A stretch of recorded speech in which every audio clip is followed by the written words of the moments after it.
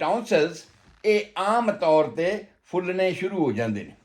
ਦੂਸਰੇ ਲਫ਼ਜ਼ਾਂ 'ਚ ਅਗਰ ਆਪਾਂ ਇਸ ਨੂੰ ਐਕਸਪਲੇਨ ਕਰੀਏ ਟੌਂਸਲਸ ਨੂੰ, ਤਾਂ ਇਹ ਕਹਿ ਸਕਦੇ ਹਾਂ ਭਈ ਬਾਹਰ ਤੋਂ ਆਉਂਦਾ ਕੋਈ ਵੀ ਖੁਰਾਕ ਦਾ ਤੱਤ, ਕੋਈ ਵੀ ਚੀਜ਼ ਜਿਹੜੀ ਅਸੀਂ ਮੂੰਹ ਰਾਹੀਂ ਅੰਦਰ ਲੰਘਾਉਂਦੇ ਹਾਂ, ਸਾਡੇ ਅੰਦਰ ਮਿਹਦੇ ਵਿੱਚ ਜਾਣ ਤੋਂ ਪਹਿਲਾਂ, ਖੁਰਾਕ ਵਾਲੀ ਨਾਲੀ ਦੇ ਵਿੱਚ ਐਂਟਰ ਕਰਨ ਤੋਂ ਪਹਿਲਾਂ ਉਹਨਾਂ ਦਾ ਵਾਸਤਾ ਪੈਂਦਾ ਇਹਨਾਂ ਟੌਂਸਲਸ ਦੇ ਨਾਲ।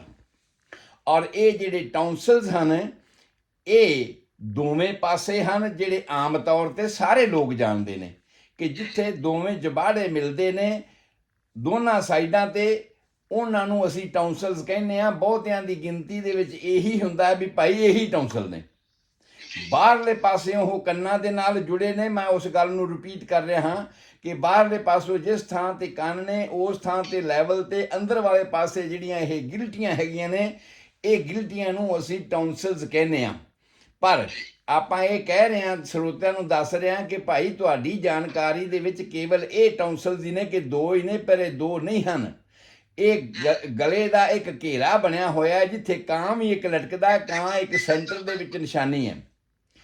ਉਹਦੇ ਦੋਵੇਂ ਪਾਸੇ ਅਲੱਗ-ਅਲੱਗ ਥਾਵਾਂ 'ਤੇ ਗਿਲਟੀਆਂ ਨਿਕਲਦੀਆਂ ਨੇ, ਜਿਹੜੇ ਲਿੰਫ ਨੋਡਸ ਅਸੀਂ ਉਹਨਾਂ ਨੂੰ ਕਹਿ ਸਕਦੇ ਹਾਂ, ਐਡੀਨੋਇਡਸ ਅਸੀਂ ਉਹਨਾਂ ਨੂੰ ਕਹਿ ਸਕਦੇ ਹਾਂ, ਪੈਲਾਟਾਈਨ ਟੌਂਸਲ ਵੀ ਅਸੀਂ ਉਹਨਾਂ ਨੂੰ ਕਹਿੰਦੇ ਹਾਂ, ਕਿਉਂਕਿ ਜਿਹੜੀ ਪਲੇਟ ਹੈ ਮੂੰਹ ਦਾ ਉੱਪਰ ਵਾਲੀ ਜਿਹੜੀ ਛੱਤ ਹੈ ਨਾ, ਉਹਨੂੰ ਅਸੀਂ ਪੈਲਾਟਾਈਨ ਕਹਿੰਦੇ ਹਾਂ, ਜਿਸ ਕਰਕੇ ਉਹਦੇ ਨਾਂ 'ਤੇ ਇਹਦਾ ਨਾਂ ਰੱਖਿਆ ਗਿਆ ਪੈਲਾਟਾਈਨ ਟੌਂਸਲ। ਔਰ ਉਹ ਜਿਹੜੀ ਟਿਊਬ ਹੈ ਜਿਹਦੇ ਰਾਹੀਂ ਟੌਂਸਲਸ ਦਾ ਮੁਆਦ ਸਾਡੇ ਵੈਸਟੀਬਿਊਲਰ, ਇਹ ਜਿਹੜਾ ਬਰਾਂਡਾ ਹੈ ਸਾਡਾ ਬੁੱਲ੍ਹਾਂ ਦੇ ਅੰਦਰ ਵਾਲੇ ਪਾਸੇ, ਉਹਦੇ ਵਿੱਚ ਪੈਂਦਾ ਹੈ ਔਰ ਉਸ ਨੂੰ ਅਸੀਂ ਟਿਊਬਲ ਟੌਂਸਲ ਕਹਿੰਦੇ ਹਾਂ। ਸੋ ਜਿਹੜਾ ਹਿੱਸਾ ਉਹਦਾ ਫੁੱਲਦਾ ਜਾਂਦਾ ਹੈ, ਉਸ ਹਿੱਸੇ ਦਾ ਵੱਖ-ਵੱਖ ਨਾਂ ਆ, ਪਰ ਸਮੁੱਚੇ ਤੌਰ 'ਤੇ ਨਾਂ ਇਹਦਾ ਹੈ ਟੌਂਸਲਾਈਟਿਸ, ਟੌਂਸਲ ਦਾ ਇਨਫਲਾਮੇਸ਼ਨ, ਟੌਂਸਲ ਦੀ ਸੋਜ ਹੋ ਜਾਣੀ।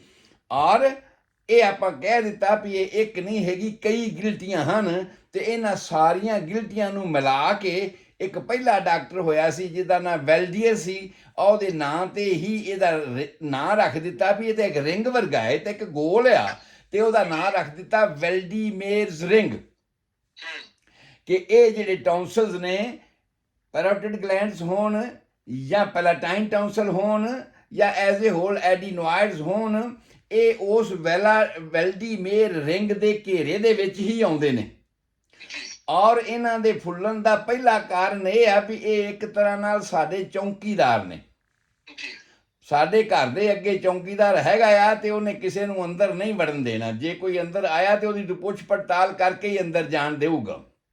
ਜੇ ਉਹਦੇ ਵਿੱਚ ਕੋਈ ਵੀ ਐਸਾ ਬੰਦਾ ਹੋਇਆ ਭਈ ਜਿਹੜਾ ਸਾਨੂੰ ਅੱਗੇ ਨੁਕਸਾਨ ਦੇ ਸਕਦਾ ਹੈ, ਤੇ ਉਹਦੇ ਨਾਲ ਪਹਿਲਾਂ ਇਹਨਾਂ ਨੇ ਇੱਥੇ ਮੁਕਾਬਲਾ ਕਰਨਾ ਆ। ਇਹਦੇ ਮੁਕਾਬਲੇ ਦਾ ਹੀ ਕੰਮ ਹੈ ਕਿ ਸੁੱਜ ਜਾਂਦੇ ਆ, ਫੁੱਲ ਜਾਂਦੇ ਆ, ਮੁਕਾਬਲਾ ਕਰਦੇ ਕਰਦੇ ਮਰ ਜਾਂਦੇ ਕਈ ਸੈੱਲ ਇਹਨਾਂ ਦੇ। ਇਹ ਉਸ ਫੈਮਿਲੀ ਦੇ ਵਿੱਚੋਂ ਨੇ। ਪਰਿਵਾਰ ਕਿੱਥੋਂ ਆ ਰਿਹਾ ਭਲਾ? ਇਹ ਪਰਿਵਾਰ ਉਸ ਫੈਮਿਲੀ ਦਾ ਹੈ ਜਿਹਨੂੰ ਅਸੀਂ ਰੈਟੀਕੂਲੋ ਇੰਡੋਥੈਲੀਅਲ ਸਿਸਟਮ ਕਿਹਾ ਸੀਗਾ, ਲਿੰਫ ਚੈਨਲਸ ਕਿਹਾ ਸੀਗਾ, ਜਿਹੜੇ ਸਾਡੇ ਬਾਡੀ ਦੀ ਪ੍ਰੋਟੈਕਸ਼ਨ ਵਾਲੇ ਨੇ, ਕਿ ਸਾਡੇ ਖੂਨ ਦੇ ਵਿੱਚ ਜਿੰਨਾ ਵੀ ਜ਼ਹਿਰੀਲਾ ਮਾਦਾ ਆ ਰਿਹਾ ਆ, ਉਹ ਨੁੱਚੜ ਕੇ ਉਹਨਾਂ ਵੇਨਸ ਦੇ ਵਿੱਚੋਂ ਤੇ ਹੇਠਾਂ ਇੱਕ ਹੋਰ ਚੈਨਲ ਵਿੱਚ ਇਕੱਠਾ ਹੁੰਦਾ ਰਹਿੰਦਾ ਆ। ਉਹਨੂੰ ਅਸੀਂ ਲਿੰਫ ਚੈਨਲ ਕਿਹਾ ਸੀਗਾ। ਤੇ ਜਿੱਥੇ ਜਿੱਥੇ ਫੁੱਲਦੇ ਨੇ, ਜਿੱਥੇ ਜਿੱਥੇ ਗਿਲਟੀਆਂ ਬਣਦੀਆਂ ਨੇ, ਉਹਨਾਂ ਦੇ ਹੌਜ਼ ਬਣੇ ਨੇ, ਟੈਂਕ ਬਣੇ ਨੇ, ਉਹਨਾਂ ਨੂੰ ਲਿੰਫ ਗਲੈਂਡਸ ਕਹਿੰਦੇ ਆ ਅਸੀਂ। ਇਸੇ ਤਰ੍ਹਾਂ ਉਸੇ ਫੈਮਿਲੀ ਦੇ ਵਿੱਚੋਂ ਹੀ ਇਹ ਸਾਡੇ ਜਿਹੜੇ ਟੌਂਸਲਸ ਹਨ, ਭਾਵ ਪ੍ਰੋਟੈਕਟਿਵ ਪਾਵਰ ਹੈ, ਜੋ ਇਨਫੈਕਸ਼ਨ ਆਇਆ ਉਹਨੂੰ ਫਿਲਟਰ ਕਰਨ ਵਾਲੇ ਹਨ। ਤੇ ਜਦੋਂ ਤੁਸੀਂ ਆਮ ਤੌਰ 'ਤੇ ਕੀ ਹੁੰਦਾ ਕਿ ਇਨਫਲਾਮੇਸ਼ਨ ਹੋਇਆ ਤੇ ਅੱਜ ਕੱਲ੍ਹ ਟ੍ਰੈਂਡ ਚੱਲਿਆ ਹੋਇਆ ਟੌਂਸਲ ਕਢਾ ਦਿਓ,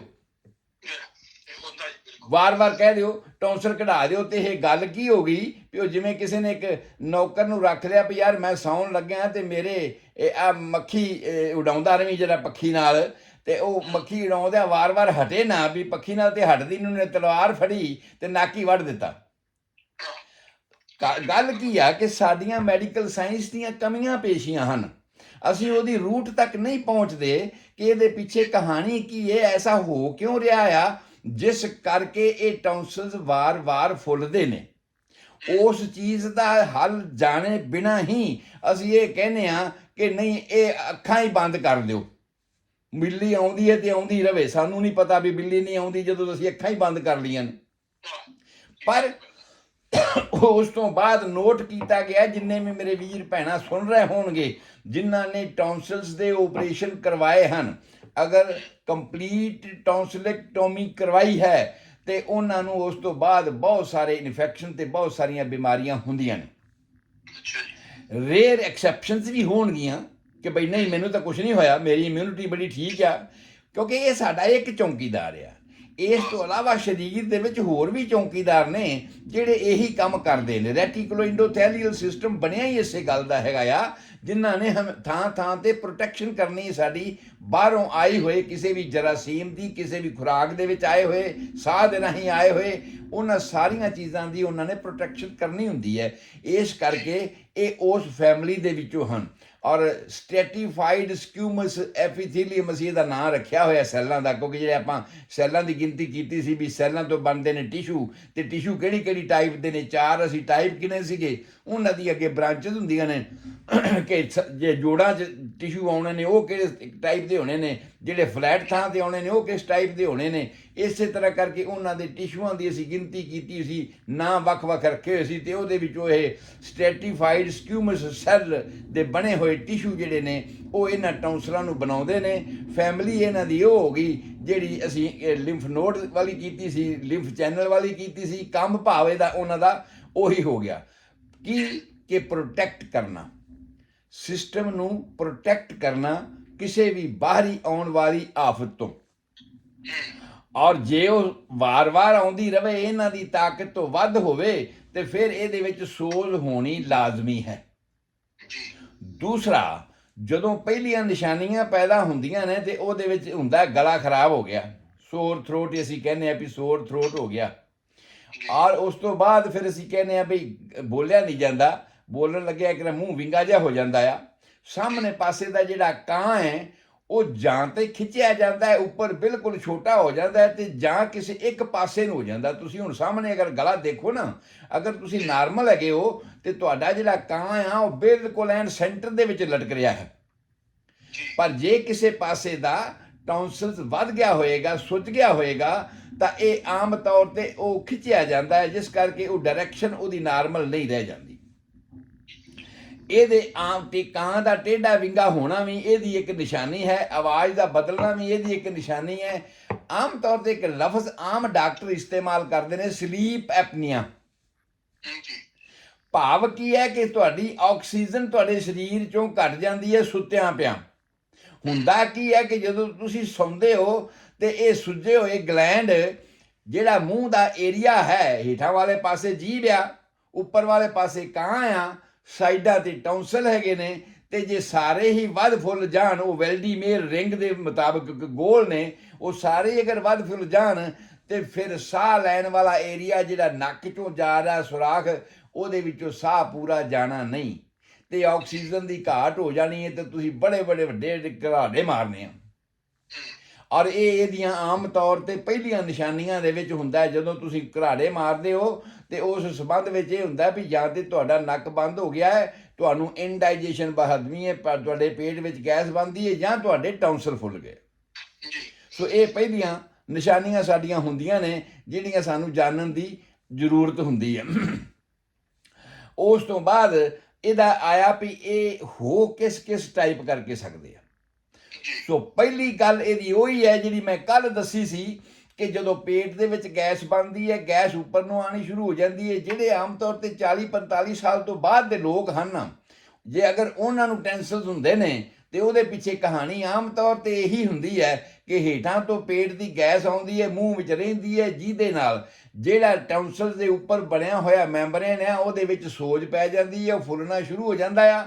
ਔਰ ਇਹ ਜਿਹੜੀਆਂ ਤਕਲੀਫਾਂ, ਗੱਲ ਕਰਨ 'ਚ ਦਿੱਕਤ ਹੋਣੀ, ਬੁਰਕੀ ਨਿਗਾਉਣ ਵਿੱਚ ਦਿੱਕਤ ਹੋਣੀ, ਬੋਲਣ ਸਮੇਂ ਦਰਦ ਹੋਣੀ, ਜਾਂ ਬੁਖਾਰ ਹੋਣਾ ਸ਼ੁਰੂ ਹੋ ਜਾਣਾ, ਸੋਰ ਥਰੋਟ ਵਗੈਰਾ ਜਿਹਨੂੰ ਅਸੀਂ ਕਹਿੰਦੇ ਆ, ਇਹ ਹੋ ਜਾਣਾ, ਇਹ ਸਾਰੀਆਂ ਗੱਲਾਂ ਆਮ ਰੂਟੀਨ ਦੇ ਵਿੱਚ ਹੋਣੀਆਂ ਸ਼ੁਰੂ ਹੋ ਜਾਂਦੀਆਂ ਨੇ। ਹੋ ਗਈਆਂ ਫਿਰ ਹੋ ਗਈ, ਹੋ ਗਈਆਂ ਫਿਰ ਹੋ ਗਈ। ਸੋ ਇਹ ਇਸ ਗੱਲ ਦੀ ਨਿਸ਼ਾਨੀ ਹੈ ਕਿ ਉਸ ਬੰਦੇ ਦਾ ਟੌਂਸਲ ਨਾਲੋਂ, ਉਹ ਕਹਿੰਦੇ ਕਮਲੇ ਨੂੰ ਨਾ ਮਾਰੋ, ਕਮਲੇ ਦੀ ਮਾਂ ਨੂੰ ਨਾ ਮਾਰੋ ਜਿਹੜੀ ਹੋਰ ਨਾ ਜੰਮੇ ਕਮਲੇ। ਤੇ ਜਿਹੜਾ ਉਹਦਾ ਰੂਟ ਕਾਜ਼ ਆ, ਅਸੀਂ ਪੇਟ ਦੀਆਂ ਉਹਨਾਂ ਤਕਲੀਫਾਂ ਨੂੰ ਹੱਲ ਕਰੀਏ ਜਿਨ੍ਹਾਂ ਦੇ ਕਰਕੇ ਇਹ ਗੈਸ ਅੰਦਰ ਆਉਂਦੀ ਹੈ ਤੇ ਟੌਂਸਲਸ ਜਿਹੜੇ ਨੇ ਫੁੱਲ ਜਾਂਦੇ ਆ। ਉਸ ਤੋਂ ਇਲਾਵਾ ਕੋਈ ਬਿਮਾਰੀਆਂ ਤੇ ਹੁੰਦੀਆਂ ਨੇ ਵਾਇਰਸ ਦੇ ਕਰਕੇ। ਵਾਇਰਸ ਦੀ ਡਿਸਕ੍ਰਿਪਸ਼ਨ ਅਸੀਂ ਸਾਰੇ ਆਪਣੇ ਸਰੋਤਿਆਂ ਨੂੰ ਦੇ ਚੁੱਕੇ ਹਾਂ ਵੀ ਵਾਇਰਸ ਵਿਚਾਰਾ ਬੇਘਰਾ ਆ, ਹੋਮਲੈਸ ਆ। ਜਦੋਂ ਅਸੀਂ ਵਾਇਰਸ ਦੀ ਗੱਲ ਕਰਦੇ ਹਾਂ ਤੇ ਨਾਲ ਇਹ ਵੀ ਗੱਲ ਕਰਦੇ ਹਾਂ ਕਿ ਕੋਈ ਇਹ ਚੀਜ਼ ਬੈਕਟੀਰੀਅਲ ਵੀ ਹੋ ਸਕਦੀ ਹੈ। ਜਿਹੜੀ ਬੈਕਟੀਰੀਅਲ ਹੋਈ ਤੇ ਉਸ ਤੋਂ ਬਾਅਦ ਵਾਇਰਲ ਹੋ ਗਈ, ਉਹ ਬੜੇ ਲੰਬੇ ਸਮੇਂ ਤੱਕ ਉੱਥੇ ਰਹੇਗੀ ਕਿਉਂਕਿ ਉਹਨੂੰ ਘਰ ਮਿਲ ਗਿਆ। ਔਰ ਜਿਹੜੇ ਵਾਇਰਸਿਸ ਹੁੰਦੇ ਨੇ ਇਹ ਕਿਸੇ ਬੈਕਟੀਰੀਆ ਨੂੰ ਆਪਣਾ ਘਰ ਬਣਾ ਕੇ ਤੇ ਉੱਥੋਂ ਫਿਰ ਸਾਰੇ ਸਰੀਰ 'ਚ ਕਾਰਵਾਈਆਂ ਕਰਦੇ ਨੇ। ਔਰ ਜੇ ਕੋਈ ਬੈਕਟੀਰੀਆ ਸਰੀਰ ਦੇ ਵਿੱਚ ਨਹੀਂ ਹੈਗਾ ਤੇ ਵਾਇਰਲ ਇਨਫੈਕਸ਼ਨ ਹੋਇਆ ਵੀ ਹੈ, ਜਿੰਨੇ ਵੀ ਵਾਇਰਲ ਇਨਫੈਕਸ਼ਨ ਨੇ, ਡ੍ਰੌਪਲੈਟ ਇਨਫੈਕਸ਼ਨ ਅਸੀਂ ਉਹਨਾਂ ਨੂੰ ਕਹਿੰਦੇ ਹਾਂ, ਵੀ ਕਿਸੇ ਦੇ ਸਾਹ ਨਾਲ, ਕਿਸੇ ਦੇ ਮੁਆਦ ਮੂੰਹ 'ਚੋਂ ਨਿਕਲਿਆ ਉਹਦੇ ਨਾਲ, ਇਹ ਜਿਹੜੇ ਵਾਇਰਲ ਇਨਫੈਕਸ਼ਨ ਨੇ ਇਹ ਕਿਸੇ ਦੂਜੇ ਨੂੰ ਟਰਾਂਸਮਿਟ ਹੋ ਸਕਦੇ ਨੇ। ਔਰ ਜੇ ਬੈਕਟੀਰੀਆ ਉਹਦੇ ਵਿੱਚ ਹੈਗਾ ਹੈ ਤੇ ਫਿਰ ਉਹਨੇ ਲੰਬੇ ਸਮੇਂ ਦੇ ਵਾਸਤੇ ਇਹ ਕਾਰਵਾਈਆਂ ਕਰਦੇ ਰਹਿਣਾ ਹੈ। ਤੇ ਜੇ ਨਹੀਂ ਹੈਗਾ ਤੇ ਫਿਰ ਆਪਾਂ ਇਹ ਕਿਹਾ ਸੀਗਾ ਵੀ ਜਿੰਨੀਆਂ ਵੀ ਵਾਇਰਲ ਬਿਮਾਰੀਆਂ ਹਨ ਉਹ 16 ਤੋਂ 21 ਦਿਨ ਦੇ ਵਿੱਚ ਠੀਕ ਹੋ ਜਾਂਦੀਆਂ ਨੇ। ਜੇ ਟੌਂਸਲ ਵਾਇਰਲ ਹੈਗਾ ਆ ਤੇ ਇਹ ਇੰਨੇ ਸਮੇਂ 'ਚ ਠੀਕ ਹੋ ਜਾਣਾ ਆ। ਜੇ ਟੌਂਸਲ ਬੈਕਟੀਰੀਅਲ ਹੈਗਾ ਆ ਤੇ ਸਾਨੂੰ ਉਸ ਬੈਕਟੀਰੀਅਲ ਦੀ ਫਾਈਂਡ ਆਊਟ ਕਰਨਾ ਪਏਗਾ। ਆਮ ਤੌਰ ਤੇ ਸਟ੍ਰੈਪਟੋਕੋਕਸ ਟਾਈਪ ਦਾ ਬੈਕਟੀਰੀਆ, ਜਿਹਨੂੰ ਅਸੀਂ ਪਸ ਫਾਰਮਿੰਗ ਬੈਕਟੀਰੀਆ ਕਹਿੰਦੇ ਹਾਂ, ਜਿਹਦੇ ਰਾਹੀਂ ਰੇਸ਼ਾ ਬਣਦਾ ਆ, ਪਸ ਬਣਦੀ ਹੈ, ਉਹ ਟਾਈਪ ਦਾ ਜਿਹੜਾ ਬੈਕਟੀਰੀਆ ਸਟ੍ਰੈਪਟੋਕੋਕਸ ਬੈਕਟੀਰੀਆ, ਜਿਹਦੇ ਕਰਕੇ ਆਮ ਤੌਰ ਤੇ ਟੌਂਸਲਸ ਫੁੱਲਣੇ ਸ਼ੁਰੂ ਹੋ ਜਾਂਦੇ ਨੇ। ਜਿਨ੍ਹਾਂ ਲੋਕਾਂ ਨੂੰ ਗਮਸ ਦੀ ਬਿਮਾਰੀ ਰਹਿੰਦੀ, ਜਿਨ੍ਹਾਂ ਲੋਕਾਂ ਨੂੰ ਦੰਦ ਖਰਾਬ ਹੋਏ ਰਹਿੰਦੇ ਨੇ, ਉਹਨਾਂ ਲੋਕਾਂ ਨੂੰ ਟੌਂਸਲਸ ਹੋ ਜਾਣ ਦੀ ਸੰਭਾਵਨਾ ਜ਼ਿਆਦਾ ਛੇਤੀ ਹੁੰਦੀ ਹੈ ਕਿਉਂਕਿ ਬੈਕਟੀਰੀਆ ਦਾ ਸੋਰਸ ਹੈਗਾ ਸਾਡੇ ਕੋਲ। ਔਰ ਉਸ ਬੈਕਟੀਰੀਆ ਦੇ ਸੋਰਸ ਕਰਕੇ ਸਾਰੀਆਂ ਗੱਲਾਂ ਜਿਹੜੀਆਂ ਨੇ ਹੋਣੀਆਂ ਸ਼ੁਰੂ ਹੋ ਜਾਂਦੀਆਂ ਨੇ। ਵੈਸੇ ਇੱਕ ਹੋਰ ਕੰਡੀਸ਼ਨ ਹੈ ਟੌਂਸਲਸ ਦੀ, ਜਿਹਨੂੰ ਅਸੀਂ ਕਹਿੰਦੇ ਹਾਂ ਕੁਇਨਜ਼ੀ, QUINSY, ਕੁਇਨਜ਼ੀ ਕਰਕੇ ਲਿਖਿਆ ਹੁੰਦਾ ਆਮ ਤੌਰ ਤੇ ਕਿਤਾਬਾਂ ਦੇ ਵਿੱਚ, ਜਿਹਦਾ ਮਤਲਬ ਹੈ ਵੀ ਜਦੋਂ ਟੌਂਸਲਸ ਦੇ ਵਿੱਚ ਪਸ ਪੈਣੀ ਸ਼ੁਰੂ ਹੋ ਜਾਵੇ, ਰੇਸ਼ਾ ਬਣਨਾ ਸ਼ੁਰੂ ਹੋ ਜਾਵੇ ਔਰ ਲਗਾਤਾਰ ਹੋ ਰਹਿੰਦਾ। ਇੱਕ ਤਾਂ ਹੈ ਨਾ ਵੀ ਮਾੜਾ ਮੋੜ ਗਲਾ ਖਰਾਬ ਹੋ ਗਿਆ ਤੇ ਚਲੋ ਕੁਛ ਦਿਨਾਂ ਬਾਅਦ ਠੀਕ ਹੋ ਗਿਆ, ਮਾੜਾ ਮੋੜ ਫਿਰ ਖਰਾਬ ਹੋਇਆ ਤੇ ਫਿਰ ਠੀਕ ਹੋ ਗਿਆ। ਪਰ ਜੇ ਇੱਕ ਲਗਾਤਾਰ ਟੌਂਸਲਸ ਖਰਾਬ ਹੋ ਰਹੇ ਨੇ ਔਰ ਉਹਦੇ ਵਿੱਚ ਪਸ ਫਾਰਮੇਸ਼ਨ ਹੋ ਗਈ, ਰੇਸ਼ਾ ਪੈਣਾ ਸ਼ੁਰੂ ਹੋ ਗਿਆ, ਤੇ ਉਸ ਹਾਲਾਤ ਦੇ ਵਿੱਚ ਅਸੀਂ ਇਹਦਾ ਨਾਂ ਰੱਖ ਦਿੱਤਾ ਕੁਇਨਜ਼ੀ। ਇੰਜ ਕਹਿ ਸਕਦੇ ਹੋ ਕ੍ਰੋਨਿਕ ਟੌਂਸਿਲਾਈਟਿਸ। ਅਕਿਊਟ ਵੀ ਹੋ ਸਕਦੀ ਹੈ, ਕ੍ਰੋਨਿਕ ਵੀ ਹੋ ਸਕਦੀ ਹੈ। ਔਰ ਇੱਕ ਇਹਦੀ ਹੋਰ ਕੰਡੀਸ਼ਨ ਜਿਹੜੀ ਅੱਜ ਕੱਲ੍ਹ ਆਮ ਡਾਕਟਰ ਨਾਂ ਲੈਂਦੇ ਨੇ, ਉਹਨੂੰ ਕਹਿੰਦੇ ਨੇ ਸਟੈਪ ਥਰੋਟ। ਸਟੈਪ ਥਰੋਟ ਇੱਕ ਤਰ੍ਹਾਂ ਦੀ ਬੈਕਟੀਰੀਅਲ ਬਿਮਾਰੀ ਹੈਗੀ ਹੈ ਔਰ ਇਸ ਦਾ ਹੱਲ ਉਸੇ ਤਰ੍ਹਾਂ ਹੀ ਡਾਕਟਰ ਲੋਕ ਕਰਦੇ ਨੇ। ਸਾਡਾ ਹੋਮਿਓਪੈਥਿਕ ਤਰੀਕਾ ਮੈਂ ਅੱਗੇ ਆ ਕੇ ਦੱਸਣਾ ਆ ਵੀ ਅਸੀਂ ਕੀ ਕਰਦੇ ਹਾਂ। ਪਰ ਇਹ ਜਿਹੜੀਆਂ ਚੀਜ਼ਾਂ ਹਨ ਟੌਂਸਿਲਾਈਟਿਸ ਦੀਆਂ, ਜੇ ਵਾਇਰਸ ਦੀ ਗੱਲ ਕਰਦੇ ਹਾਂ ਤੇ ਕੋਈ ਵਾਇਰਸ ਇੱਕ ਨਹੀਂ ਹੈਗਾ ਵੀ ਆਹੀ ਵਾਇਰਸ ਇਹਨੂੰ ਇਫੈਕਟ ਕਰਦਾ ਤੇ ਇਹਦੇ ਤੋਂ ਬਚਿਆ ਜਾਵੇ। ਜਿਵੇਂ ਰਾਈਨੋ ਵਾਇਰਸ ਹੁੰਦਾ ਹੈਗਾ ਆ, ਜਾਂ ਪੈਰਾ ਇਨਫਲਾਮੇਟਰੀ ਵਾਇਰਸ ਹੁੰਦਾ ਹੈਗਾ ਆ, ਜਾਂ ਆਪਾਂ ਜਦੋਂ ਬੱਚਿਆਂ ਦੀ ਗੱਲ ਕੀਤੀ ਸੀ ਤੇ ਬੱਚਿਆਂ ਦੇ ਵਾਇਰਲ ਇਨਫੈਕਸ਼ਨ ਦੀ ਗੱਲ ਕੀਤੀ ਸੀ ਤੇ ਉਦੋਂ ਮੈਂ ਇੱਕ ਰੂਬੇਲਾ ਵਾਇਰਸ ਦੀ ਗੱਲ ਕੀਤੀ ਸੀ, ਜਿਹੜਾ ਕਿ ਮੀਜ਼ਲਸ ਦਾ ਹੀ ਇੱਕ ਤਰ੍ਹਾਂ ਦਾ ਡੁਪਲੀਕੇਟ ਹੁੰਦਾ ਆ। ਜਿਵੇਂ ਬੱਚਿਆਂ ਨੂੰ ਮੀਜ਼ਲ ਖਸਰਾ ਹੁੰਦਾ ਨਾ, ਉਸ ਤਰ੍ਹਾਂ ਦਾ ਵਾਇਰਸ ਹੀ ਹੁੰਦਾ ਆ। ਉਹਦੇ ਕਰਕੇ ਵੀ ਇਹ ਜਿਹੜੇ ਟੌਂਸਲਸ ਨੇ ਇਹ ਖਰਾਬ ਹੋਣੇ ਸ਼ੁਰੂ ਹੋ ਜਾਂਦੇ ਨੇ। ਔਰ ਉਸ ਤੋਂ ਬਾਅਦ ਇੱਕ ਹੋਰ ਵਾਇਰਸ ਜਿਸ ਕਰਕੇ ਮੈਂ ਆ ਸਾਰੀ ਤੁਹਾਨੂੰ ਡਾਈਜੈਸਟਿਵ ਸਿਸਟਮ ਵਾਲੀ ਗੱਲ ਦੱਸੀ ਹੈ, ਐਂਟੈਰੋ ਵਾਇਰਸ। ਐਂਟੈਰੋ ਵਾਇਰਸ ਬਣਿਆ ਹੀ ਇੰਟੈਸਟਾਈਨ ਤੋਂ ਹੈ, ਐਂਟੈਰੋ ਬਣਿਆ ਹੀ ਉਸ ਗੱਲ ਤੋਂ ਹੈ। ਉਹ ਵਾਇਰਸ ਜਿਹੜਾ ਉਸ ਪਾਸਿਓਂ ਟਰਾਂਸਮਿਟ ਹੋ ਕੇ ਸਾਡਾ ਆ ਰਿਹਾ ਤੇ ਗਲਾ ਖਰਾਬ ਕਰ ਰਿਹਾ ਹੈ। ਸੋ ਇਸ ਤਰ੍ਹਾਂ ਕਰਕੇ ਵਾਇਰਸ ਦੀਆਂ ਬੜੀਆਂ ਸਾਰੀਆਂ ਕਿਸਮਾਂ ਹੈਗੀਆਂ ਨੇ ਜਿਨ੍ਹਾਂ ਦੇ ਕਰਕੇ ਇਹ ਟੌਂਸਲਸ ਖਰਾਬ ਹੁੰਦੇ ਨੇ ਤੇ ਬਹੁਤੇ ਲੋਕਾਂ ਦੇ ਖਰਾਬ ਹੋਏ ਹੀ ਰਹਿੰਦੇ ਆ। ਸੋ ਇਸ ਚੀਜ਼ ਦੇ ਵਾਸਤੇ ਸਭ ਤੋਂ ਪਹਿਲਾ ਸਟੈਪ ਸਾਡਾ ਹੋਣਾ ਇਹ ਚਾਹੀਦਾ ਹੈ, ਜੇ ਤਾਂ ਟੈਂਪਰੇਰੀ ਹੋਇਆ ਆ ਤੇ ਕੋਈ ਗੱਲ ਨਹੀਂ, ਤੁਸੀਂ ਥੋੜ੍ਹੀ ਬਹੁਤ ਗਰਮ ਪਾਣੀ ਪੀਓ, ਸਾਰਾ ਪਰਹੇਜ਼ ਵਗੈਰਾ ਕਰੋ, ਠੀਕ ਹੋ ਜਾਊਗਾ। ਪਰ ਜੇ ਤੁਸੀਂ ਸਮਝਦੇ ਹੋ ਕਿ ਤੁਹਾਡੇ ਇਨਡਾਈਜੇਸ਼ਨ ਦੇ ਕਰਕੇ, ਬਦਹਜ਼ਮੀ ਦੇ ਕਰਕੇ ਆ, ਜਾਂ ਤੁਸੀਂ 45 ਸਾਲ ਤੋਂ 50 ਸਾਲ ਦੇ ਵਿੱਚ ਏਜ ਦੇ ਵਿੱਚ ਗਰੁੱਪ ਵਿੱਚ ਹੈਗੇ ਹੋ, ਤੇ ਪਤਾ ਹੀ ਹੈ ਕਿ ਉਸ ਸਮੇਂ ਤੱਕ ਖਾਂਦਿਆਂ ਇੰਟੈਸਟਾਈਨ ਦੇ ਵਿੱਚ ਉਹ ਜਿਹੜੇ ਦਰਵਾਜ਼ੇ ਅਸੀਂ ਦੱਸੇ ਸੀ, ਪਾਈਲੋਰਿਕ ਓਪਨਿੰਗ ਹੈ, ਕਾਰਡਿਕ ਓਪਨਿੰਗ ਹੈ, ਡਾਇਫਰੈਗਮੈਟਿਕ ਓਪਨਿੰਗ ਹੈ, ਐਪੀਗਲੋਟਿਸ ਹੈ, ਇਹ ਸਾਰੇ ਢਿੱਲੇ ਹੋ ਗਏ ਆ ਤੁਹਾਡੀ ਗੈਸ ਦੇ ਨਾਲ, ਤੁਹਾਡੇ ਖਾਣ ਪੀਣ ਦੇ ਕਰਕੇ। ਉਹ ਢਿੱਲੇ ਹੋ ਗਿਆ ਤੇ ਅੰਦਰੋਂ ਗੈਸ ਉੱਪਰ ਨੂੰ ਜਾਣੀ ਸ਼ੁਰੂ ਹੋ ਗਈ ਹੈ। ਜਿਨ੍ਹਾਂ ਨੇ ਲਗਾਤਾਰ ਇਸ ਨੂੰ ਗੈਸ ਦਿੱਤੀ ਹੈ ਤੇ ਫੁੱਲਣੇ ਸ਼ੁਰੂ ਹੋ ਗਏ। ਔਰ ਇਸ ਕਰਕੇ ਸੋ ਪਹਿਲਾ ਬੇਸਿਕ ਚੀਜ਼ ਜਿਹੜੀ ਹੈ ਸਾਨੂੰ ਇਹ ਕਰਨੀ ਚਾਹੀਦੀ। ਹਾਂ, ਬੱਚਿਆਂ ਦੀ ਜਦੋਂ ਗੱਲ ਆਉਂਦੀ ਹੈ ਤੇ ਜਿਹੜੀਆਂ ਮਾਵਾਂ ਆਮ ਤੌਰ ਤੇ ਬੱਚਿਆਂ ਨੂੰ ਲੇਟ ਕੇ ਦੁੱਧ ਪਿਆਉਂਦੀਆਂ ਨੇ, ਸਾਡੀ ਆਦਤ ਆ ਕਿ ਬੱਚੇ ਨੂੰ ਲਟਾ ਦਿਓ ਉਹਦੇ ਕ੍ਰੈਡਲ ਦੇ ਵਿੱਚ ਤੇ ਉਸ ਤੋਂ ਬਾਅਦ ਬੋਤਲ ਉਹਦੇ ਮੂੰਹ 'ਚ ਫੜਾ ਦਿਓ ਤੇ ਬੋਤਲ ਉਹ ਪੀਂਦਾ ਰਵੇ। ਹਾਂਜੀ, ਇਸ ਦੇ ਨਾਲ ਇੱਕ ਤਾਂ ਕੋਈ ਕੁਆਂਟੀਟੀ ਦੀ ਲਿਮਟ ਨਹੀਂ ਰਹਿੰਦੀ। ਦੂਸਰਾ, ਜਦੋਂ ਉਹਨੇ ਬਰਪ ਕਰਨਾ ਆ ਤੇ ਜਿਹੜੀ ਉਹਦੀ ਖੁਰਾਕ ਉਹਦੇ ਇਸ ਗਲੇ ਦੇ ਵਿੱਚ ਰਹਿ ਗਈ ਆ ਉਹਨੇ ਫਿਰ ਬਾਹਰ ਆਉਣਾ ਹੈਗਾ, ਜਿਹਦਾ ਲੇਪ ਆਮ ਤੌਰ ਤੇ ਲੈਕਟੋਜੈਨਿਕ ਕਈ ਤਰ੍ਹਾਂ ਦੇ ਬੈਕਟੀਰੀਆਜ਼ ਨੇ, ਜਿਹਦਾ ਲੇਪ ਆਮ ਤੌਰ ਕੇ ਤੁਹਾਡੇ ਇਸ ਵੈਲਡੀਮੇਰ ਰਿੰਗ ਦੇ ਉੱਪਰ ਹੋ ਜਾਂਦਾ ਆ, ਜਿਹਦੇ ਵਿੱਚ ਟੌਂਸਲਸ ਵੀ ਨੇ, ਜਿਹਦੇ 'ਚ ਐਡੀਨੋਇਡਸ ਵੀ ਹੈਗੇ ਨੇ। ਸੋ ਉਹ ਸਾਰੇ ਹੀ ਫੁੱਲਣੇ ਸ਼ੁਰੂ ਹੋ ਜਾਂਦੇ ਨੇ। ਛੋਟੇ ਬੱਚੇ ਨੂੰ ਤਾਂ ਘਰਾੜੇ ਨਹੀਂ ਮਾਰਨੇ ਚਾਹੀਦੇ ਨਾ, ਪਰ ਜੇ ਛੋਟਾ ਬੱਚਾ ਵੀ ਘਰਾੜੇ ਮਾਰਦਾ ਆ ਤੇ ਫਿਰ ਇਹ ਆ ਵੀ ਮਾਂ ਨੂੰ ਕਹੋ ਵੀ ਬੱਚੇ ਨੂੰ ਦੁੱਧ ਪਿਆਉਣ ਸਮੇਂ ਉਹ ਆਪਦੀ ਗੋਦੀ 'ਚ ਉਹਦਾ ਸਿਰ ਉੱਚਾ ਰੱਖ ਕੇ ਉਸ ਨੂੰ ਦੁੱਧ ਪਿਆਵੇ, ਲਟਾ ਕੇ ਦੁੱਧ ਨਾ ਪਿਆਵੇ। ਉਹਦੇ ਨਾਲ ਬਹੁਤ ਸਾਰੇ ਬਚਾਅ ਹੋ ਜਾਣਗੇ। ਦੂਸਰਾ, ਓਵਰਲੋਡਿੰਗ ਉਹਦੀ ਦੁੱਧ ਦੀ ਨਾ ਕੀਤੀ ਜਾਵੇ। ਆਪਾਂ ਬਚਪਨ ਦੇ ਵਿੱਚ ਤਾਂ ਦੱਸਿਆ ਸੀ ਕਿ ਇਸ ਮਿਹਦੇ ਦੀ ਜਿਹੜੀ ਕੈਪੈਸਿਟੀ ਹੈ ਸਾਰੀ 30 ਸੀਸੀ ਦੀ ਹੁੰਦੀ ਹੈ, ਹੌਲੀ ਹੌਲੀ ਇਹ ਵੱਧਦੀ ਜਾਂਦੀ ਹੈ। ਪਰ ਇਹ ਸਾਰੇ ਦਾ ਵਧਣ ਦਾ ਜਿਹੜਾ ਲਿਮਟ ਹੈਗੀ ਹੈ ਉਹ ਸਾਡਾ ਥਾਇਰਾਇਡ ਗਲੈਂਡ ਹੈ, ਇਹ ਮੀਟਰ ਹੈ ਇਹਦਾ। ਕਿਸੇ ਚੀਜ਼ ਦੀ ਭੁੱਖ ਕਿੰਨੀ ਲੱਗਦੀ ਹੈ, ਵੱਧ ਲੱਗਦੀ ਕਿ ਘੱਟ ਲੱਗਦੀ ਹੈ, ਜਾਂ ਖਾਂਦਿਆਂ ਖਾਂਦਿਆਂ ਬੰਦਾ ਰੱਜਦਾ ਹੀ ਨਹੀਂ, ਉਹ ਸਾਰੇ ਦਾ ਕੰਟਰੋਲ ਥਾਇਰਾਇਡ ਕੋਲ ਹੈ। ਸੋ ਉਹਨਾਂ ਸਾਰੀਆਂ ਗੱਲਾਂ ਨੂੰ ਧਿਆਨ ਵਿੱਚ ਰੱਖਣ ਦੀ ਲੋੜ ਹੈਗੀ ਹੈ। ਇਕੱਲਾ ਇਹ ਨਹੀਂ ਵੀ ਅਸੀਂ ਲਿਆ ਐਂਟੀਬਾਇਓਟਿਕ ਦੇ ਨਾਲ ਅਸੀਂ ਆਪਣੇ ਟੌਂਸਲਸ ਠੀਕ ਕਰਾ ਲਏ, ਜੇ ਨਹੀਂ ਠੀਕ ਹੁੰਦੇ ਤੇ ਚੰਗਾ ਬਈ ਡਾਕਟਰ ਨੇ ਕਹਿ ਦਿੱਤਾ ਸੀਗਾ ਭਈ ਅਸੀਂ ਇਹਦੀ ਸਰਜਰੀ ਕਰ ਦਿੰਦੇ ਹਾਂ। ਹੁਣ ਤੁਸੀਂ ਸਰਜਰੀ ਕਰਕੇ ਕੀ ਕਰ ਰਹੇ ਹੋ ਕਿ ਤੁਸੀਂ ਆਪਣੇ ਘਰ ਦੇ ਅੱਗੋਂ ਪਹਿਰੇਦਾਰ ਉਠਾ ਰਹੇ ਹੋ, ਜਿਹਦੇ ਆਉਣ ਵਾਲੇ ਸਮੇਂ ਦੇ ਵਿੱਚ ਤੁਹਾਨੂੰ ਸਾਈਡ ਇਫੈਕਟ ਹੋਣਗੇ। ਸੋ ਸਾਹਮਣੇ ਦਿਸਦੀ ਗੱਲ ਜਿਹੜੀ ਆਪਾਂ ਕੀਤੀ, ਜਦੋਂ ਮੂੰਹ ਖੋਲਦੇ ਆ ਤੇ ਸਾਹਮਣੇ ਸਾਨੂੰ ਕਾਂ ਦਿਖਾਈ ਦਿੰਦਾ ਆ, ਇਹਨੂੰ ਸੈਂਟਰ ਦੇ ਵਿੱਚ ਹੋਣਾ ਚਾਹੀਦਾ ਆ, ਕਿਸੇ ਸਾਈਡ ਤੇ ਨਹੀਂ ਹੋਣਾ ਚਾਹੀਦਾ।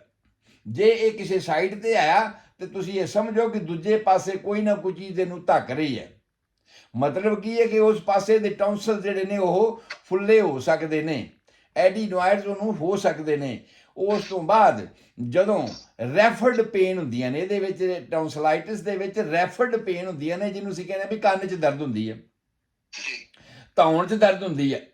ਨਹੀਂ ਜੀ, ਬੁਰਕੀ ਤਾਂ ਮੈਂ ਲਗਾ ਲੈਣਾ, ਮੈਨੂੰ ਕੋਈ ਦਿੱਕਤ ਨਹੀਂ ਹੁੰਦੀ, ਗਲੇ 'ਚ ਤਾਂ ਮੈਨੂੰ ਕੋਈ ਮਹਿਸੂਸ ਨਹੀਂ ਹੁੰਦਾ, ਪਰ ਮੇਰੀ ਧੌਣ ਪੀੜ ਕਰਦੀ ਹੈ। ਹੁਣ ਅਸੀਂ ਸੋਚਦੇ ਰਹੀ ਕਿ ਧੌਣ ਪੀੜ ਕਰਦੀ, ਖਰੇ ਬਲੱਡ ਪ੍ਰੈਸ਼ਰ ਇਹਨਾਂ ਦਾ ਵੱਧ ਗਿਆ ਹੋਵੇ, ਉਹੋ ਜਿਹੀਆਂ ਗੱਲਾਂ ਅਸੀਂ ਸੋਚਦੇ ਰਹਿੰਦੇ ਹਾਂ। ਜਾਂ ਇਹਦਾ ਕੰਨ ਦੁਖਦਾ ਹੈ ਜੀ, ਕੰਨ ਹੀ ਨਾ ਵਗਦਾ ਹੋਵੇ ਇਹਦਾ। ਤਾਂ ਮੈਂ ਯਾਦ ਕਰਾ ਦਿਆਂ ਸਰੋਤਿਆਂ ਨੂੰ ਕਿ ਜਦੋਂ ਮੈਂ ਡਾਈਜੈਸਟਿਵ ਸਿਸਟਮ ਦੀ ਕਨਾਲ ਦੀ ਗੱਲ ਕੀਤੀ ਸੀ, ਇਹ ਕਿਹਾ ਸੀਗਾ ਵੀ ਡਾਈਜੈਸਟਿਵ ਸਿਸਟਮ ਦੇ ਵਿੱਚ 7 ਡਿਫਰੈਂਟ ਓਪਨਿੰਗਸ ਨੇ। ਪਹਿਲਾਂ ਜਦੋਂ ਇਹ ਬ੍ਰੇਨ ਦੇ ਬੇਸ ਤੋਂ ਸ਼ੁਰੂ ਹੁੰਦੀ ਹੈ, ਇੱਕ ਤਾਂ ਉਹ ਹੋ ਗਿਆ। ਉਸ ਤੋਂ ਬਾਅਦ ਅੱਖਾਂ ਦੇ ਪਿਛਲੇ ਪਾਸੇ ਜਿਹੜੇ ਖੋਲ ਨੇ ਹੱਡੀਆਂ ਦੇ, ਔਰਬਿਟਸ ਦੇ, ਉਹ ਵੀ ਇਹਦੇ ਵਿੱਚ ਖੋਲਦੇ ਨੇ ਖੁਰਾਕ ਦੇ ਵਿੱਚ, ਪਰ ਇਹ ਬੰਦ ਕੀਤੇ ਹੁੰਦੇ ਨੇ ਉਸ ਮੈਂਬਰੇਨ ਦੇ ਨਾਲ, ਰਿੰਗ ਦੇ ਨਾਲ। ਇਸੇ ਤਰ੍ਹਾਂ 2 ਕੰਨਾਂ ਦੇ ਜਿਹੜੇ ਸੁਰਾਖ ਨੇ ਉਹ ਖੋਲਦੇ ਨੇ, 2 ਨੱਕ ਦੇ ਸੁਰਾਖ ਇਹਦੇ ਵਿੱਚ ਖੋਲਦੇ ਨੇ, ਔਰ 1 ਮੂੰਹ ਦਾ ਖੁੱਲਦਾ ਹੈ।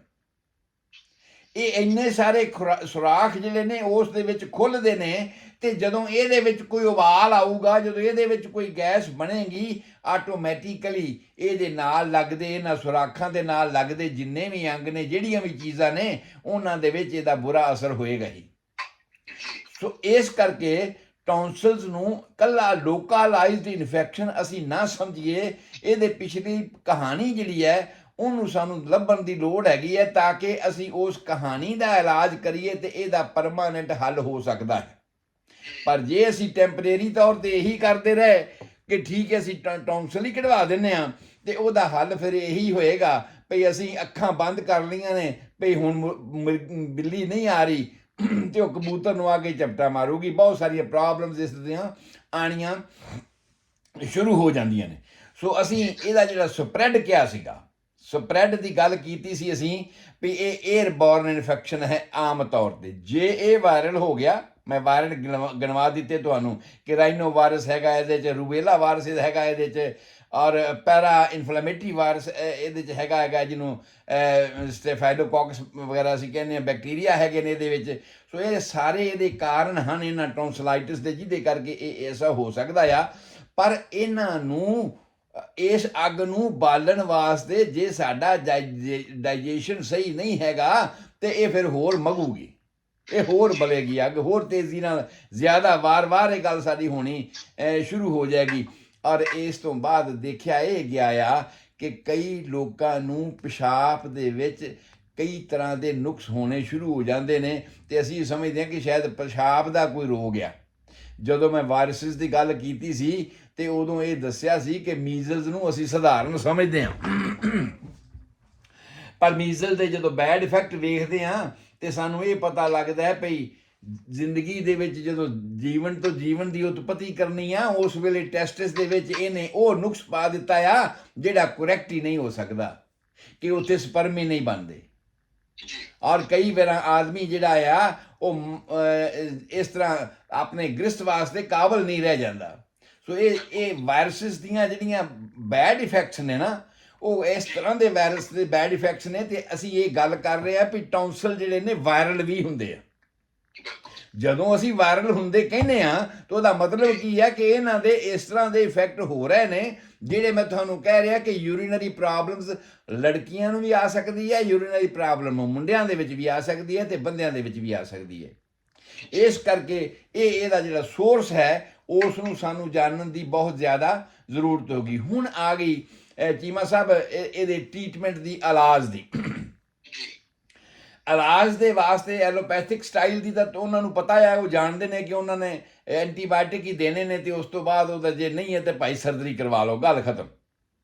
ਸਰਜਰੀ ਦੇ ਜਿਹੜੇ ਸਾਈਡ ਇਫੈਕਟਸ ਨੇ ਉਹਦੇ ਵਿੱਚ ਮੈਂ ਇਹ ਗੱਲ ਜ਼ਰੂਰ ਕਹਿਣੀ ਹੈ, ਕਿਉਂਕਿ ਮੈਂ ਕਿਸੇ ਸਾਇੰਸ ਤੇ ਕਮੈਂਟ ਨਹੀਂ ਕਰ ਰਿਹਾ, ਕਿਉਂਕਿ ਸਾਇੰਸ ਹਰ ਥਾਂ ਆਪਣੀ ਆਪਣੀ ਉਹਦੀ ਜਗ੍ਹਾ ਹੈਗੀ ਹੈ, ਉਹਦੀ ਪੋਜੀਸ਼ਨ ਹੈਗੀ ਹੈ।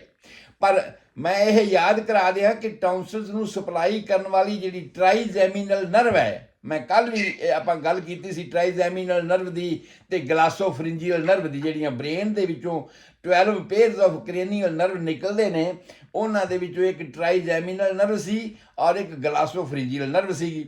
ਔਰ ਉਹ ਦੋਵੇਂ ਹੀ ਇਹਨਾਂ ਟੌਂਸਲਸ ਨੂੰ ਤੇ ਜੀਭ ਦੇ ਪਿਛਲੇ ਪਾਸੇ ਨੂੰ ਸਪਲਾਈ ਕਰਦੀਆਂ ਨੇ, ਕੰਟਰੋਲ ਕਰਦੀਆਂ ਨੇ। ਤੇ ਜਦੋਂ ਉਹਨਾਂ ਇਸ ਟੌਂਸਲ ਨੂੰ ਇਹ ਫੁੱਲ ਗਿਆ, ਇਹਦੀ ਕੋਈ ਪ੍ਰੋਬਲਮ ਆ ਗਈ, ਇਹਦਾ ਮਤਲਬ ਉਹ ਨਰਵ ਦਾ ਕੰਟਰੋਲ ਲਾਸਟ ਹੋ ਗਿਆ, ਠੀਕ ਨਹੀਂ ਹੋਇਆ। ਤੇ ਫਿਰ ਕੀ ਹੋਏਗਾ, ਜੀਭ ਪੂਰੀ ਤਰ੍ਹਾਂ ਬੋਲ ਨਹੀਂ ਸਕੇਗੀ, ਜੀਭ ਟੇਸਟ ਵੀ ਨਹੀਂ ਕਰ ਸਕੇਗੀ, ਮੂੰਹ 'ਚ ਸਵਾਦ ਨਹੀਂ ਆ ਰਿਹਾ ਕਿਸੇ ਚੀਜ਼ ਦਾ। ਇਹ ਸਾਰੀਆਂ ਗੱਲਾਂ ਹੋਣਗੀਆਂ। ਤੇ ਜੇ ਤੁਸੀਂ ਟੌਂਸਲ ਕੱਟ ਹੀ ਦਿੱਤੇ ਤੇ ਐਸਾ ਵੀ ਹੁੰਦਾ ਆ ਬਈ ਕਈ ਵੇਰਾਂ ਚਿਹਰੇ ਦੇ ਵਿੱਚ ਕਿਸੇ ਇੱਕ ਸਾਈਡ ਤੇ ਪੈਰਾਲਾਈਸਿਸ ਹੋ ਸਕਦਾ ਆ, ਕਿਉਂਕਿ ਤੁਸੀਂ ਉਹ ਟੌਂਸਲ ਉਹ ਕੱਟ ਦਿੱਤੇ ਤੇ ਟੌਂਸਲ ਦੇ ਨਾਲ ਨਰਵ ਵੀ ਕੱਟੀ ਗਈ ਤੇ ਉਸ ਨਰਵ ਦਾ ਜਿਹੜਾ ਫੰਕਸ਼ਨ ਸੀਗਾ ਉਹ ਅਸੀਂ ਜਾਣਦੇ ਹਾਂ ਕਿ ਟ੍ਰਾਈਜੈਮੀਨਲ ਨਰਵ ਜਿਹੜੀ ਹੈ ਉਹ ਫੇਸ ਤੇ ਮਸਲ ਨੂੰ ਵੀ ਸਪਲਾਈ ਕਰਦੀ ਹੈ, ਉਹ ਜੀਭ ਦੇ ਬੈਕ ਸਾਈਡ ਨੂੰ ਵੀ ਸਪਲਾਈ ਕਰਦੀ ਹੈਗੀ ਹੈ। ਇਸੇ ਤਰ੍ਹਾਂ ਗਲਾਸੋਫਰਿੰਜੀਅਲ ਨਰਵ ਦਾ ਨਾਂ ਅਸੀਂ ਲਿਆ ਸੀਗਾ, ਇਹ ਵੀ ਇਸੇ ਏਰੀਏ ਦੇ ਵਿੱਚ ਟੌਂਸਲ ਦੇ ਕੋਲ ਉਹਦੀ ਲੰਘਦੀ ਤੇ ਉਹਦਾ ਰਾਜੀ ਖੁਸ਼ੀ ਪੁੱਛ ਜਾਂਦੀ ਹੈ, ਉਹਦਾ ਕੰਟਰੋਲ ਕਰਦੀ ਹੈ। ਤੇ ਰਾਜੀ ਖੁਸ਼ੀ ਪੁੱਛਦੇ ਆ, ਜੇ ਕਿਤੇ ਉਹ ਵਿਚਾਰੀ ਨੂੰ ਕੋਲੋਂ ਲੰਘਦੀ ਨੂੰ ਕੋਈ ਅਸਰ ਹੋ ਗਿਆ ਤੁਹਾਡੀ ਸਰਜਰੀ ਦੇ ਨਾਲ ਤੇ ਫਿਰ ਜੀਭ ਦਾ ਕੰਮ ਵੀ ਜਿਹੜਾ ਹੈ ਉਹ ਪੰਕਚਰ ਹੋ ਸਕਦਾ ਹੈ। ਸੋ ਇਸ ਕਰਕੇ ਸਾਨੂੰ ਸਰਜਰੀ ਦੀਆਂ ਇਹ ਜਿਹੜੀਆਂ ਕੰਪਲੀਕੇਸ਼ਨਸ ਨੇ, ਠੀਕ ਹੈ ਅੱਜ ਕੱਲ੍ਹ ਡਾਕਟਰ ਬੜੇ ਐਕਸਪਰਟ ਨੇ, ਉਹ ਬਹੁਤ ਪੂਰੀ ਤਰ੍ਹਾਂ ਧਿਆਨ ਨਾਲ ਕਰਕੇ ਤੇ ਉਸ ਨੂੰ ਡਿਸੈਕਟ ਕਰਨ ਦਾ ਇੱਕ ਤਰੀਕਾ ਹੁੰਦਾ ਆ, ਇਹਨਾਂ ਨੂੰ ਡਾਈਸੈਕਟ ਕਰਕੇ ਉਸ ਨੂੰ ਸੈਪਰੇਟ ਕਰਦੇ ਨੇ ਉੱਪਰ ਵਾਲੇ ਮੈਂਬਰੇਨ ਨੂੰ, ਔਰ ਫਿਰ ਉਹਨੂੰ ਟੌਂਸਲ ਨੂੰ ਤਾਂ ਵਿੱਚੋਂ ਐ ਪੇੜੇ ਵਾਂਗੂ ਕੱਢਣਾ ਹੁੰਦਾ ਆ, ਜਿਵੇਂ ਪੇੜਾ ਆਟੇ ਦਾ ਅਸੀਂ ਕੱਢ ਲਈਏ ਪੌਣੇ ਦੇ ਵਿੱਚੋਂ, ਤੇ ਉਹ ਕੱਢਣ ਵਾਲੀ ਗੱਲ ਹੁੰਦੀ ਤੇ ਫਿਰ ਉਹਨੂੰ ਸਟਿਚ ਕਰਨਾ ਹੁੰਦਾ। ਪਰ ਕਈ ਵਾਰ ਐਸਾ ਹੁੰਦਾ ਰਹਿ ਜਾਂਦਾ। ਮੈਂ ਹੁਣ ਗੱਲ ਤੁਹਾਨੂੰ ਦੱਸਣ ਲੱਗਿਆ ਕਿ ਇਸ ਟੌਂਸਲ ਦੇ ਹੋਮਿਓਪੈਥਿਕ ਇਲਾਜ ਬਾਰੇ। ਮੈਂ ਮੈਡੀਕਲ ਕਾਲਜ ਦੇ ਯੂਨੀਵਰਸਿਟੀ ਬਿਹਾਰ ਦਾ ਸਟੂਡੈਂਟ ਸੀ, ਤੀਸਰੇ ਸਾਲ ਦਾ। ਜਦ ਮੇਰੀ ਅੰਗੇਜਮੈਂਟ ਹੋ ਗਈ ਤੇ ਮੈਨੂੰ ਇਹ ਪਤਾ ਲੱਗਾ ਵੀ ਮੇਰੇ ਘਰ ਵਾਲੀ ਦੇ ਟੌਂਸਲ ਕਢਵਾਉਣ ਦੀ ਸਰਜਰੀ ਕਰਵਾਉਣਾ ਚਾਹੁੰਦੇ ਹੋ। ਹਾਂਜੀ, ਇਹ ਸਬੂਤ ਹੈ ਇਸ ਗੱਲ ਦਾ ਕਿ ਮੈਂ ਉਹਨਾਂ ਨੂੰ ਕਿਹਾ ਵੀ ਭਾਈ ਮੈਨੂੰ ਨਹੀਂ ਪਤਾ ਵੀ ਤੁਸੀਂ ਮੈਨੂੰ ਉੱਥੇ ਆਉਣ ਦਿੰਦੇ ਹੋ ਕਿ ਨਹੀਂ ਆਉਣ ਦਿੰਦੇ, ਪਰ ਮੈਂ ਆਹ ਦਵਾਈਆਂ ਲਿਖ ਰਿਹਾ, ਇਹ ਦਵਾਈਆਂ ਉਸ ਨੂੰ ਦਿਓ ਤੇ ਸਰਜਰੀ ਨਹੀਂ ਕਰਵਾਉਣੀ। ਹਾਂਜੀ, ਸਾਨੂੰ 48 ਸਾਲ ਹੋ ਗਏ ਨੇ ਇਕੱਠੇ ਰਹਿੰਦਿਆਂ ਨੂੰ। ਉਦੋਂ ਦੀ ਠੀਕ ਹੋਈ, ਉਸ ਤੋਂ ਬਾਅਦ ਉਹਨਾਂ ਨੇ ਸਰਜਰੀ ਦਾ ਨਾਂ ਹੀ ਭੁੱਲ ਜਾਓ ਨਾ, ਕਰਵਾਇਆ ਨਹੀਂ ਹੈਗਾ। ਹਾਂਜੀ ਤੁਸੀਂ ਕਿਹਾ ਉਹਨਾਂ ਮੇਰੀ ਲਾਈਫ ਦਾ ਸਵਾਲ ਆ ਉਹ ਲਾਈਵ ਜੀ ਸੋ ਮਤਲਬ ਇਹ ਸਬੂਤ ਹੈ ਇਸ ਗੱਲ ਦਾ, ਜਿਹੜੇ ਸਾਰੇ ਵੀ ਸਰੋਤੇ ਸੁਣ ਰਹੇ ਨੇ, ਕੋਈ ਬਨਾਵਟੀ ਗੱਲ ਬਣੀ ਹੋਈ ਨਹੀਂ ਹੈਗੀ, ਔਰ ਇਹ 1972 ਦੀ ਗੱਲ ਆ। ਹਾਂਜੀ ਤੇ ਅੱਜ ਤੁਸੀਂ ਵੇਖ ਲਓ ਭਈ ਹੁਣ 2023 ਚ ਜਾਣੇ ਪਏ ਅਸੀਂ, ਉਸ ਤੋਂ ਬਾਅਦ ਉਹਦੀ ਪ੍ਰੋਬਲਮ ਨਹੀਂ ਹੋਈ, ਉਹ ਠੀਕ ਹੋ ਗਈ ਹੈ। ਇਸੇ ਤਰ੍ਹਾਂ ਹੀ ਜੇ ਅਸੀਂ ਹੋਰ ਪਰਹੇਜ਼ ਵਗੈਰਾ ਰੱਖਦੇ ਹਾਂ ਤੇ ਕੁਝ ਵੀ ਨਹੀਂ ਹੋਣਾ, ਤੁਹਾਡਾ ਵੀ ਐਵੇਂ ਹੀ ਹੋ ਸਕਦਾ ਹੈ। ਅਗਰ ਤੁਸੀਂ ਹੋਮਿਓਪੈਥਿਕ ਤਰੀਕੇ ਦੇ ਮੁਤਾਬਕ ਇਲਾਜ ਕਰਵਾਉਂਦੇ ਹੋ ਤੇ ਪਹਿਲੀ ਗੱਲ ਮੈਂ ਤੁਹਾਨੂੰ ਇਹ ਦੱਸੀ ਹੈ ਕਿ ਇਹਦੇ ਕਾਰਨਾਂ ਦਾ ਇਲਾਜ ਕਰੋ, ਤਾਂ ਕਿ ਉਹ ਕਮਲੇ ਦੀ ਮਾਂ ਨੂੰ ਮਾਰੋ ਕਿ ਹੋਰ ਨਾ ਜੰਮੇ। ਜਿਹੜੀ ਪੇਟ ਦੀ ਗੈਸ ਹੈ ਜਾਂ ਤੁਹਾਡੀ ਇਨਡਾਈਜੈਸ਼ਨ ਹੈ, ਤੁਹਾਡੇ ਖਾਣ ਪਾਣ ਜਿਹੜਾ ਆ ਉਸ ਨੂੰ ਸਹੀ ਕਰੋ। ਜੇ ਤੁਹਾਡਾ ਉਹ ਖਾਣ ਪਾਣ ਸਹੀ ਹੋ ਗਿਆ ਤੇ ਉਸ ਤੋਂ ਬਾਅਦ ਮਜਬੂਰੀ ਹੋ ਸਕਦੀ ਹੈ ਯਾਰ, ਜਿੱਥੇ ਤੁਸੀਂ ਕੰਮ ਕਰਦੇ ਹੋ ਤੁਹਾਡੇ ਨਾਲ ਵਾਲੇ ਕਿਸੇ ਨੂੰ ਕੋਈ ਵਾਇਰਲ ਇਨਫੈਕਸ਼ਨ ਹੋਇਆ ਹੋਵੇ, ਤੁਹਾਡੇ ਨਾਲ ਵਾਲੇ ਨੂੰ ਕਿਸੇ ਕੋਈ ਬੈਕਟੀਰੀਅਲ ਇਨਫੈਕਸ਼ਨ ਹੋਇਆ ਹੋਵੇ, ਕੋਈ ਡ੍ਰੌਪਲੇਟ ਇਨਫੈਕਸ਼ਨ ਦੇ ਕਰਕੇ ਤੁਹਾਨੂੰ ਇਹ ਪ੍ਰੋਬਲਮ ਆ ਸਕਦੀ ਹੈ। ਐਸਾ ਨਹੀਂ ਅਸੀਂ ਕਹਿ ਰਹੇ ਕਿ ਆਉਣੀ ਨਹੀਂ ਹੈਗੀ, ਕੋਈ ਕਾਰਨ ਵੀ ਹੋ ਸਕਦੇ ਨੇ। ਹਾਂਜੀ ਸੋ ਉਹਨਾਂ ਦੇ ਹਾਲਾਤ ਵਿੱਚ ਜਿਹੜੀਆਂ ਸਾਡੀਆਂ ਹੋਮਿਓਪੈਥਿਕ ਦਵਾਈਆਂ ਹਨ ਚੀਮਾ ਸਾਹਿਬ, ਬਰਾਈਟਾ ਕਾਰਬ ਬਹੁਤ ਟੌਪ ਦੀ ਮੈਡੀਸਨ ਹੈ, ਜਿਹੜੀ ਅਸੀਂ ਆਮ ਹੀ ਸਾਰੇ ਹੋਮਿਓਪੈਥਿਕ ਡਾਕਟਰ ਵਰਤਦੇ ਹਾਂ। ਫਸਟ ਸਟੇਜ ਦੇ ਵਿੱਚ ਜਦੋਂ ਟੌਂਸਲਸ ਤੁਹਾਡੇ ਲਾਲ ਹੁੰਦੇ ਨੇ, ਰੈਡਨੈਸ ਆਈ ਹੁੰਦੀ ਹੈ, ਪੇਨ ਦਰਦ ਹੁੰਦੀ ਹੈ, ਬੋਲਣ 'ਚ ਦਿੱਕਤ ਹੁੰਦੀ ਹੈ, ਉਹਦੀ ਇਨੀਸ਼ੀਅਲ ਪ੍ਰਾਇਮਰੀ ਸਟੇਜ ਹੁੰਦੀ ਹੈ, ਤੇ ਅਸੀਂ ਬੈਲਾਡੋਨਾ ਦਿੰਦੇ ਹਾਂ। ਸਾਰੇ ਲੋਕ ਨੋਟ ਕਰ ਸਕਦੇ ਨੇ ਕਿ ਜਿੱਥੇ ਵੀ ਤੁਹਾਡੇ ਨੇੜੇ ਹੋਣ ਤੁਸੀਂ ਬੈਲਾਡੋਨਾ ਲੈ ਸਕਦੇ ਹੋ, ਤੇ ਜਿਹੜੀ ਪ੍ਰਾਇਮਰੀ ਸਟੇਜ ਦੇ ਵਿੱਚ ਗਲੇ ਦੀ ਖਰਾਬੀ ਹੈ ਟੌਂਸਲਸ ਦੇ ਕਰਕੇ ਆ, ਇਹ ਠੀਕ ਹੋ ਜਾਊਗੀ। ਉਸ ਤੋਂ ਬਾਅਦ ਹਾਂਜੀ ਅਗਲਾ ਪ੍ਰੋਗਰਾਮ ਦੀ ਤਿਆਰੀ ਹੋ ਰਹੀ ਹੈ ਜੀ। ਮੇਰੇ ਕੋਲ 26 ਮਿੰਟ ਹੋਏ ਆ ਜੇ। ਤੁਹਾਡੇ ਕੋਲ ਹੋ ਗਏ ਜੀ 5 ਮਿੰਟ ਉੱਪਰ ਹੋ ਗਏ ਸਰ। ਉਹ ਸੌਰੀ, ਚਲੋ ਠੀਕ ਆ, ਇਹ ਆਪਾਂ ਫਿਰ ਨੈਕਸਟ ਕੱਲ ਨੂੰ ਇਸ ਨੂੰ ਕਰ ਲਾਂਗੇ। ਮੈਂ ਤੇ ਆਪਣੀ ਘੜੀ ਦੇਖ ਰਿਹਾ ਕਿ 26 ਮਿੰਟ ਹੋਏ ਆ। ਚਲੋ ਖੈਰ ਠੀਕ ਹੈ, ਫਰਕ ਪੈ ਗਿਆ। ਸੋ ਬਈ ਮਿੱਤਰ ਪਿਆਰਿਓ, ਮੈਂ ਇਸ ਚੀਜ਼ ਨੂੰ, ਇਸ ਟੌਪਿਕ ਨੂੰ ਕੱਲ ਨੂੰ ਫਿਰ ਕੰਪਲੀਟ ਕਰਾਂਗਾ, ਤੇ ਉਸ ਤੋਂ ਬਾਅਦ ਫਿਰ ਅਸੀਂ ਅੱਗੇ ਚੱਲਾਂਗੇ ਕਿ ਸਾਡੇ ਇਸ ਫੂਡ ਵਾਲੀ ਨਾਲੀ ਜਿਹੜੀ ਹੈ ਇਹਦੇ 'ਚ ਹੋਰ ਕਿਹੜੇ ਨੁਕਸ, ਕਿਹੜੀਆਂ ਗੱਲਾਂ ਆ ਸਕਦੀਆਂ ਹਨ। ਤੁਹਾਡਾ ਸਾਰਿਆਂ ਦਾ ਰੱਬ ਰਾਖਾ। ਮੈਂ ਗੁਰਦੀਪ ਸਿੰਘ ਸੰਧੂ, ਤੁਹਾਡਾ ਹੋਮਿਓਪੈਥਿਕ ਕੰਸਲਟੈਂਟ, ਤੁਹਾਡੀ ਸੇਵਾ 'ਚ ਹਾਜ਼ਰ ਹਾਂ। 7021 ਵਿਲੇਜ ਪਾਰਕਵੇ ਡਬਲਨ ਦੇ ਉੱਪਰ। ਮੇਰਾ ਫ਼ੋਨ ਨੰਬਰ 4086871899। ਈਮੇਲ ਐਡਰੈਸ ਹੈ homeomedicine HOMEOMEDICINE@yahoo.com। ਸੋ ਕਿਸੇ ਵੀ ਤਰ੍ਹਾਂ ਤੁਸੀਂ ਮੇਰੇ ਨਾਲ ਰਾਬਤਾ ਕਰ ਸਕਦੇ ਹੋ, ਕਿਸੇ ਵੀ ਮੀਡੀਆ ਰਾਹੀਂ ਕੋਈ ਰਾਏ ਲੈਣੀ ਚਾਹੁੰਦੇ ਹੋ ਜਾਂ ਹੋਮਿਓਪੈਥਿਕ ਤਰੀਕੇ ਨਾਲ ਇਲਾਜ ਕਰਵਾਉਣਾ ਚਾਹੁੰਦੇ ਹੋ ਤੇ ਕਾਲ ਕਰ ਸਕਦੇ ਹੋ। ਤੁਹਾਡਾ ਸਾਰਿਆਂ ਦਾ ਰੱਬ ਰਾਖਾ। ਕੱਲ ਨੂੰ ਫਿਰ ਮਿਲਾਂਗੇ ਇਸੇ ਹੀ ਟਾਈਮ ਤੇ, ਇਹਨਾਂ ਹੀ ਰੇਡੀਓ ਦੇ ਉੱਪਰ। ਸਤਿ ਸ੍ਰੀ ਅਕਾਲ, ਆਦਾਬ, ਨਮਸਕਾਰ। ਬਹੁਤ ਸ਼ੁਕਰੀਆ ਡਾਕਟਰ ਸਾਹਿਬ, ਬਹੁਤ ਧੰਨਵਾਦ, ਬਹੁਤ ਖੂਬ ਜਾਣਕਾਰੀ। ਮਿਲਦੇ ਹਾਂ ਜੀ ਕੱਲ ਨਵੇਂ ਵਿਸ਼ੇ ਨਵੇਂ ਪ੍ਰੋਗਰਾਮ ਜੀ। ਓਕੇ, ਸਤਿ ਸ੍ਰੀ ਅਕਾਲ।